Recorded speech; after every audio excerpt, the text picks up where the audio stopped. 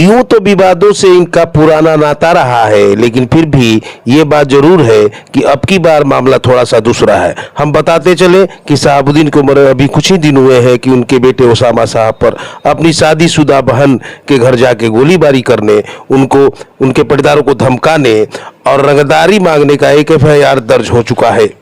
यूं तो इरादा नेक था, गए थे शादीशुदा बहन के घर के पटीदारों की लड़ाई को सुलझाने, पर मामला उल्टा पड़ गया।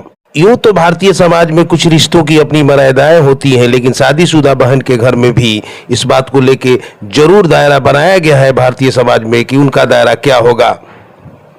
बहन और बहनोई के साथ उनके सारे रिश्तेदार भी आपके रिश्तेदार होते हैं, इस बात का भी ध्यान रखना पड़ता।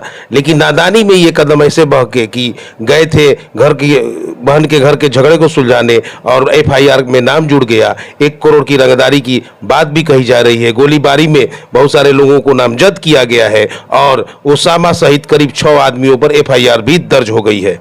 मामला शहाबुद्दीन साहब की पुत्री हेरा साहब के ससुराल का है। उनकी शादी मोतिहारी के रानी कोठी में हुई है, जहां पटीदारों के बीच लड़ाई में शायद उसामा साहब को उसकी बहन की शिकायत पर वहां पहुंचे थे और उन्होंने उन लोगों को समझाने के बजाय गोलीबारी शुरू कर दी, ऐसा एफआईआर में कहा गया है। और इस एफआईआर के कारण एक मामला जो बनते बनते उलझ गया, नादानी के कारण भेंट चढ़ गया। प्राथमिकी में कहा गया है कि 6 माह पूर्व भी धमकी देते हुए रंगदारी की मांग की गई थी। पुलिस ने सिवान के एक व्यक्ति को गिरफ्तार भी किया है। प्राथमिकी के अनुसार रानी कोठी के 2 भाइयों सैयद इफ्तिकार एवं सैयद इम्तियाज के बीच भूमि विवाद को लेके मामला चल रहा था। इम्तियाज अहमद का पुत्र फरहान मार्केट का निर्माण करा रहा था।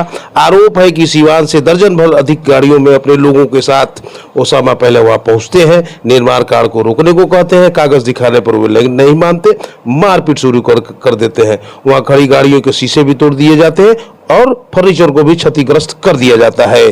छोटी उम्र में बड़ी जिम्मेदारी का नतीजा हो सकता है। जो समझ के बात बैठ के होनी चाहिए वो शायद बिगड़ गई, गोलीबारी तक बात पहुंच गई, खानदानों की लड़ाई दुश्मनी में बदल